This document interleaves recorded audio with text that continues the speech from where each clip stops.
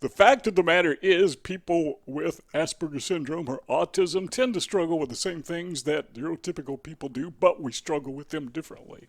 So we approach life differently because life approaches us differently. But we need to understand that because that is true, we need to have solutions and defenses that are a little bit different, sometimes significantly different from neurotypical people. So I thought of 6 things that people with Asperger syndrome face, people with autism face, that probably everyone faces, but we face them a little bit differently, so we need to have different approaches to these 6 things. So what are these life hacks? Well, let's get ready. You might want to write these down, but number one, what happens when you just feel overwhelmed? I got to tell you that sometimes I got things I need to get done, and I tend to procrastinate. We'll talk about that at the very end. But I tend to procrastinate rather than get these things done because I feel overwhelmed. And so I just put it off. Too big of a task. I'm not up to it. I'm tired. Even if I'm not tired, I'm just not going to do it. Well, what is the life hack? What trick can I use to get past that feeling of overwhelmedness? Because it's so big. Well, what if it wasn't so big? Well, then I wouldn't be overwhelmed, and yeah, I just dig right into it. Well, here's the solution. Here's the hack to that of being overwhelmed. Take your mega task, as I call them, and divide them into mini tasks. You got this big thing you got to get done. Well, don't do the whole thing. Just do the part of it. Like, for example, once a month I have an article I write for a blog. So I got a writing gig. Now, if I sit down all at once and write out that submission, it takes me forever. But if I do a little bit of it every day or a little bit of it every week, by the end of the month, it's done. It's not that hard, not that big of a deal. Now, another good example is making these videos. I have right now 3 YouTube channels, so that means that every day, 5 days a week, what I do is I make 3 videos. I've got to, first of all, I need to come up with what I'm going to talk about, put it in format, outline format, do whatever research I need to do so I know what I'm talking about. Then I need to actually record it, and then after I record it, I need to produce it. That is, I need to load what I recorded into the editing software, and I need to edit it, then produce it. Then I need to upload it to YouTube, and I need to go through all the hoops that they make you go through to get it online. So, yeah, it's a pretty big task doing that 3 times a day, unless you take each of those and you divide them into 3 things. So it's no big deal now, because what I do is usually in the morning, I'll put together my outlines. That's an easy task. I mean, how hard is that? Then, I don't know, maybe take a break for an hour or so. And maybe even take a nap if I, got up too early. And then I go back and I do what I'm doing now. Look into a camera and look at my outline over here, and I record it.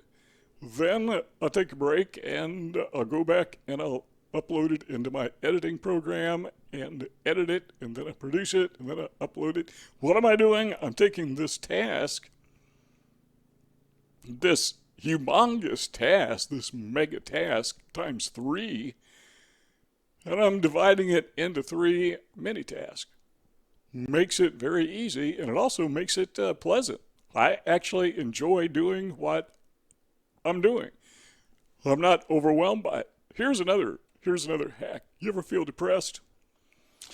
Well, I think everybody does sometime or another, but people with Asperger syndrome, people with autism, tend to have a greater problem with depression than neurotypical people. It's just a statistic reality.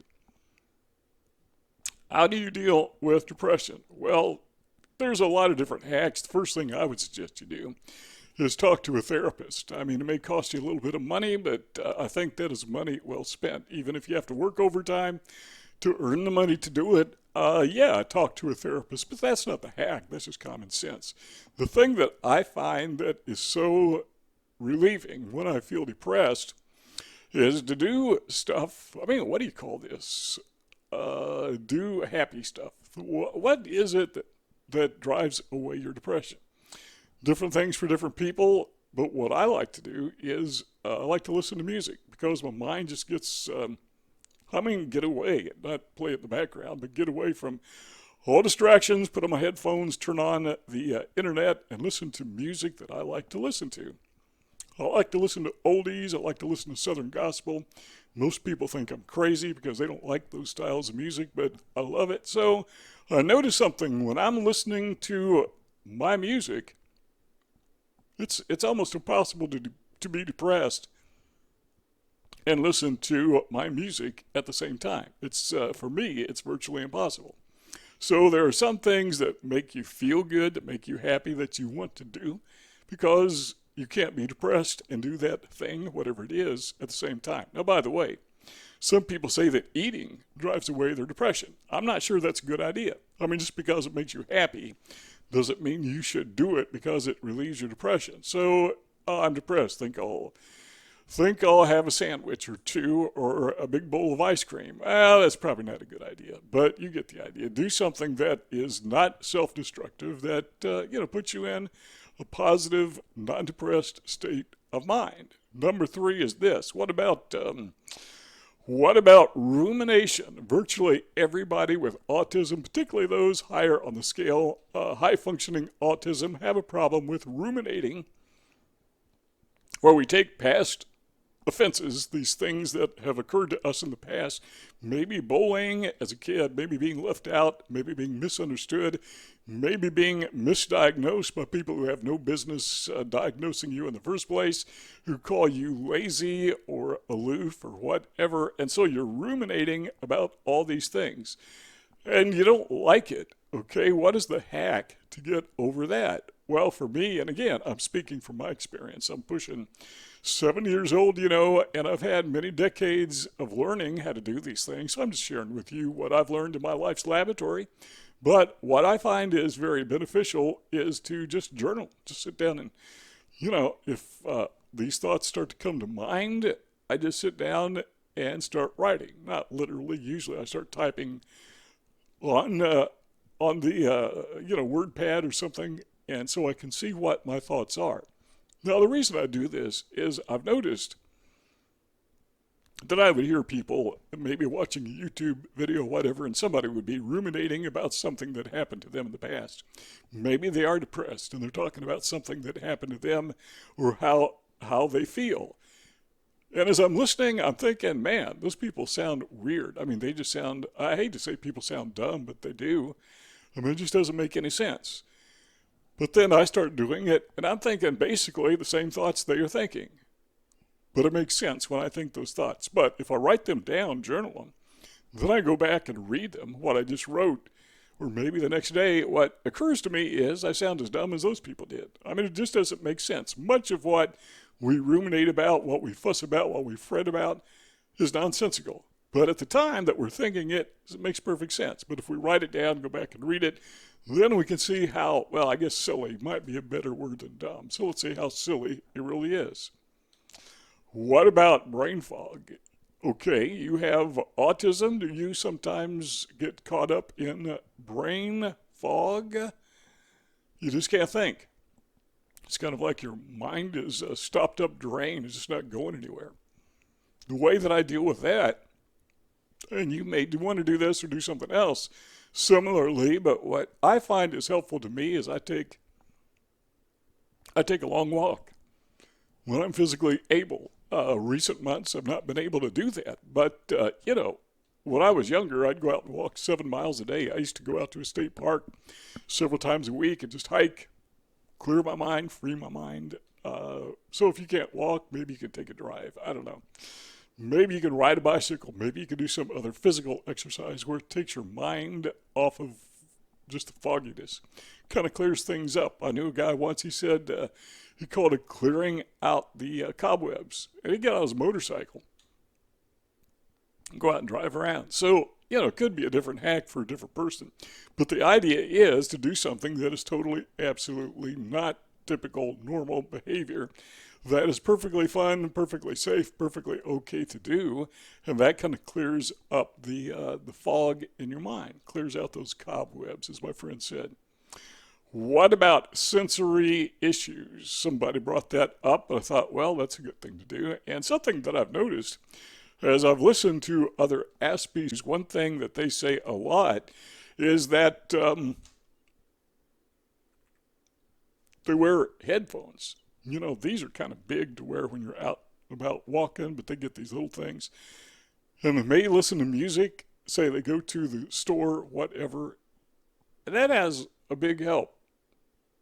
It has a huge benefit because it's not only blocking out the noise that they find so distracting, but it discourages small talk, which most people with Asperger syndrome don't like small talk. They can do it a little bit, but a little bit goes a long way. Another guy suggested, you know what, if you have a sensory problem, you know, with flashing lights, whatever, get you some sunglasses, get you some dark glasses and put those on.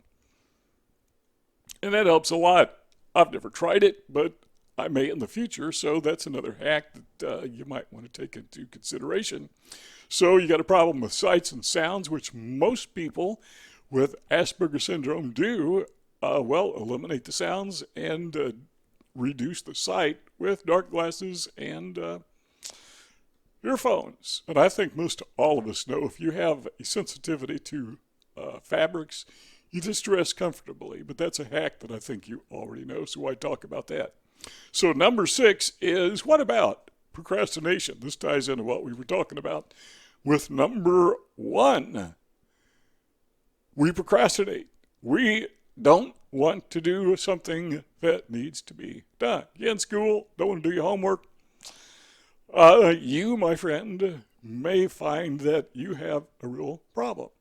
Got to get your homework done. Got tasks around the house, you need to get those done. You can't put them off. You got to, well, how you got to get this done? How you got to deal with procrastination? Let me tell you how I do it. It's kind of simple. I just schedule my task.